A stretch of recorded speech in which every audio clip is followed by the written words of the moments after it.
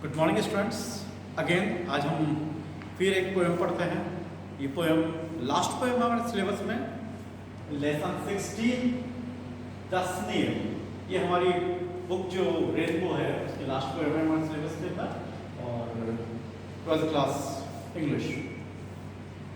Poem की theme बड़ी simple है। यहाँ जेम्स स्टीफन जो इसके पोइट हैं वो ये कह रहे हैं कि जितने भी एनिमल्स हैं, जितने भी बर्ड्स हैं, इन सबको टॉर्चर किया जा रहा है, इनको कैद में रखा जाता है और उसके कारण ये जितने भी एनिमल्स हैं ये कर्रा रहे हैं, क्राई कर रहे हैं।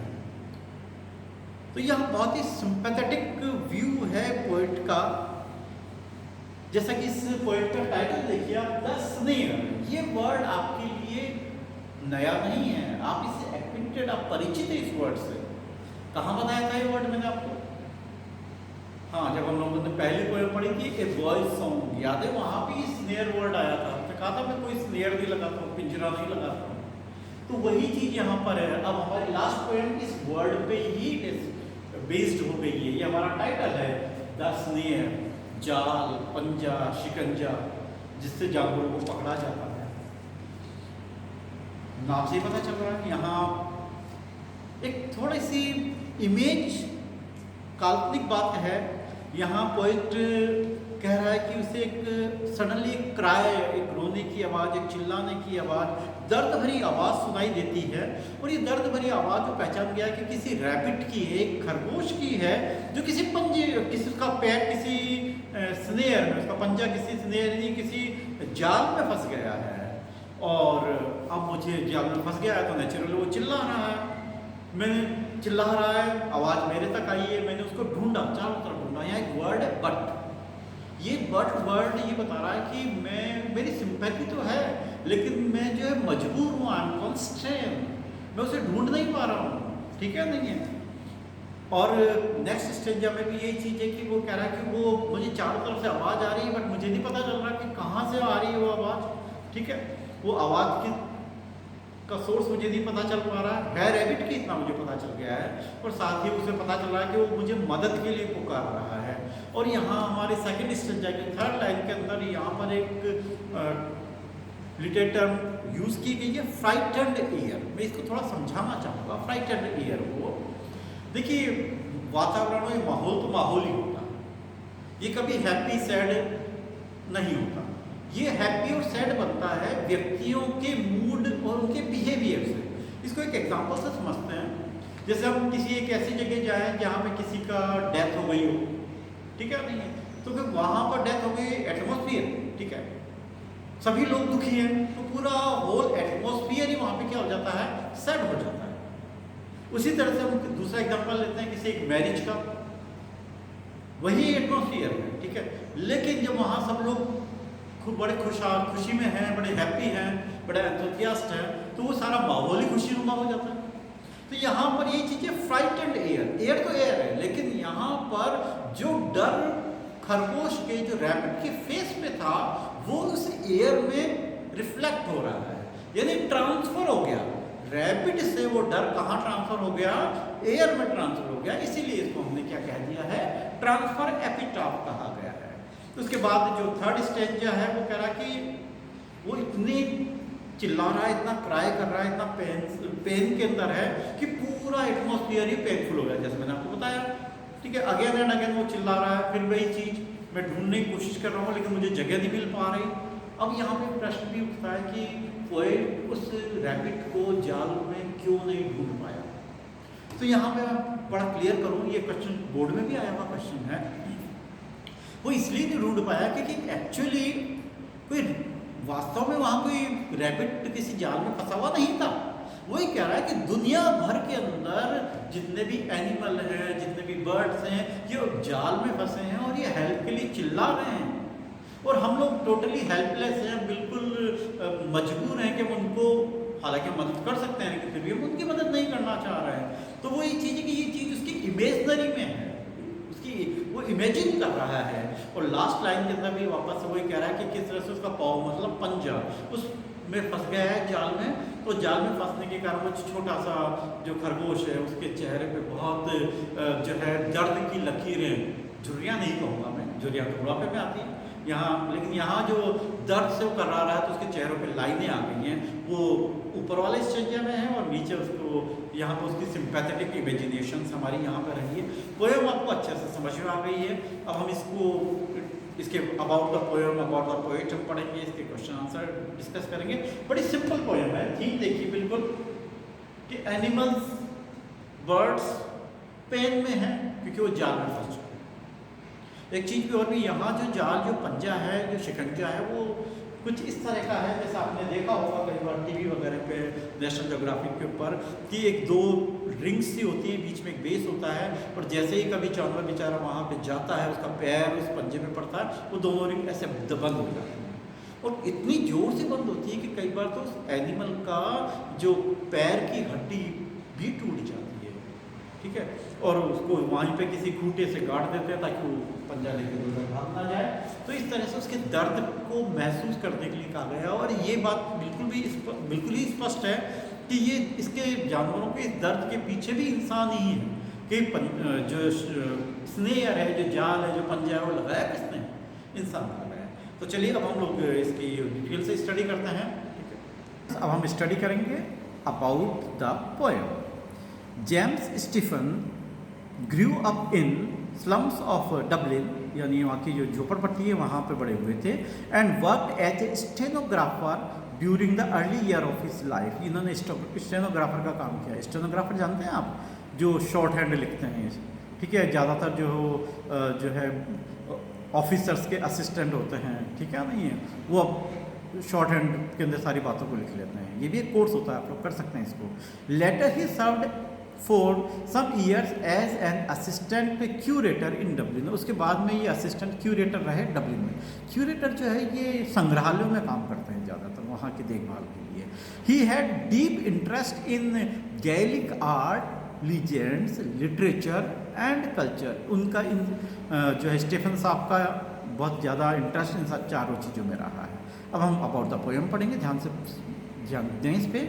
The poem depicts a rabbit in a snare crying out of a pain।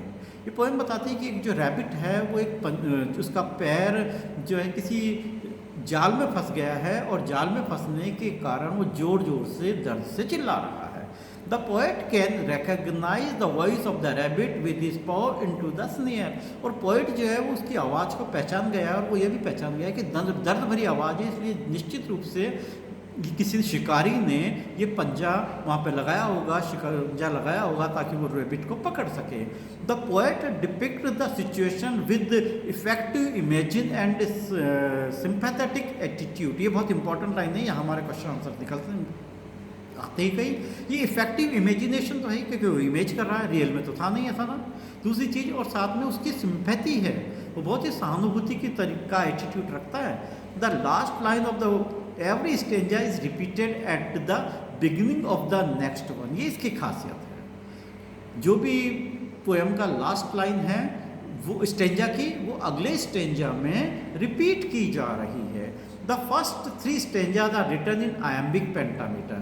पहले 3 स्टेंजा तो आयम्बिक पेंटामीटर के लिए पिछली पोएम में द 7 एजेस ऑफ मैन में भी हमने बताया था कि हम इसको क्लासरूम में अच्छे से डिस्कस करेंगे। वैसे आपके उस पोएम के अंदर है, आप चाहो तो इसको स्टडी करिए, तो कोई प्रॉब्लम होगी तो फिर हम आपसे और बात करेंगे। With A stress at the end, but this could not happen in the last stanza. लेकिन हमारी इस पोएम में 4th स्टेंजा में ये आयम्बिक पेंटामीटर नहीं है। तो चलिए अब हम पोएम को पढ़ते हैं। बड़ी छोटी सी पोएम है, फट से पहले इसकी फर्स्ट रीडिंग करते हैं, फिर सेकंड रीडिंग करेंगे। Lesson 16 the snare. I hear, ये आई अगेन पोएट के लिए है। I hear a sudden cry of pain, there is a rabbit in a snare. Now I hear the cry again, but I cannot tell from where। But I cannot tell from where। देखो ये last line थी stranger की, ये first line, ये दोनों same है, यही वाली वापस आ गई। But I cannot tell from where he is calling out for aid, crying on the frightened air, making everything afraid। वापस देखिए, making everything afraid wrinkling up his little face as he cries again for aid, and I cannot find the place. वापस से देखिए, वापस same line repeat हो गई. And I cannot find the place where his paw is in the snare. Little one, oh little one, I am searching everywhere. James Stephen ने कहा है. अब हम इस पोएम को पढ़ेंगे. I hear a sudden cry of pain. मुझे अचानक एक दर्द भरी चीख सुनाई पड़ती है मुझे, पोएट को. There is a rabbit in its near. और निश्चित रूप से आवाज़ किसी के कराने की, चीख पुकार एक रैबिट की है, खरगोश की है, जो एक जाल में फंस चुका है, एक पिंजरे में फंस चुका है. Now I hear the crying again. मुझे दोबारा से वो आवाज़ सुनाई दी है, क्योंकि बार बार चिल्ला रहा है ना. But I can not tell from where. लेकिन मुझे ये पता नहीं चल रहा कि ये आवाज़ आ किधर से रही है. But I can not tell from where. देखिए लाइन वापस से आ गई. ठीक है, मुझे नहीं पता कहाँ से आ रही है. He is calling out for aid. Aid सहायता, फर्स्ट एड होता है ना. मुझे नहीं पता कि वो कहाँ से आ रही है, लेकिन निश्चित रूप से बात है कि वो मदद के लिए चिल्ला रहा है, वो हेल्प के लिए चिल्ला रहा है. Crying on the frightened air. देखिए वो ट्रांसफर एपिटाफ है. एयर कभी फ्राइटन नहीं होती, लेकिन वो चिल्ला चिल्ला के उसने, उसकी दर्द भरी आवाज़ ने पूरे वातावरण को क्या कर दिया है, डर से भर दिया है. Crying on the frightened air कहा इसलिए. Making everything afraid. और हर चीज़, क्योंकि वो इतना चिल्ला रहा है कि हर चीज़ ही कैसी महसूस होने लगी है, डर भरी महसूस होने लगी है. ठीक है. मेकिंग एवरीथिंग अफ्रेड, क्योंकि इतना चिल्ला रहा है वो दर्द से. ठीक है, तो हर चीज़ ही भयभीत सी लग रही है. Wrinkling up his little face. और वो नेचुरल है, जब वो दर्द से चिल्ला रहा है तो उसके चेहरे पे कई तरह की लाइनें नज़र आ रही है दर्द के कारण. जैसे कभी हमें चोट वोट लग जाती है तो हमारे चेहरे पे भी लाइनें आ जाती है. ठीक है, नहीं हम दर्द से चिल्लाते हैं. ठीक है. As he cries again for aid. एक बार फिर वो हेल्प के लिए क्राई कर रहा है. And I can not find the place. लेकिन मुझे जगह तो पता ही नहीं चल रही कहाँ पर है. And I can not find the place, क्योंकि मुझे जगह नहीं पता चल रही. वेयर हिज पॉ इज इन द स्नेयर. कि कहाँ पे, कौन सी जगह पे उसका पंजा एक जाल में, एक शिकंजे में फंस गया है. लिटिल वन, ओ लिटिल वन. ये सिंपैथेटिक है, इसको बहुत दया आ रही है उस पर, बहुत ही दया की बात कर रहा है वो. I am searching everywhere. मैं चारों तरफ ढूंढने की कोशिश कर रहा हूँ. फिर हम इसको स्पष्ट करते हैं कि उसको क्यों नहीं मिला था. बिकॉज ये सारी चीज़ें उसके इमेजिनेशन में थी. दुनिया भर में ही जितने भी एनिमल्स हैं, बर्ड्स हैं, इनके ऊपर हम लोग, ये ह्यूमंस जो हैं, इसके ऊपर टॉर्चर करते हैं, इनको बड़े गुलाम बना के रखते हैं, कैप्टिव करते हैं.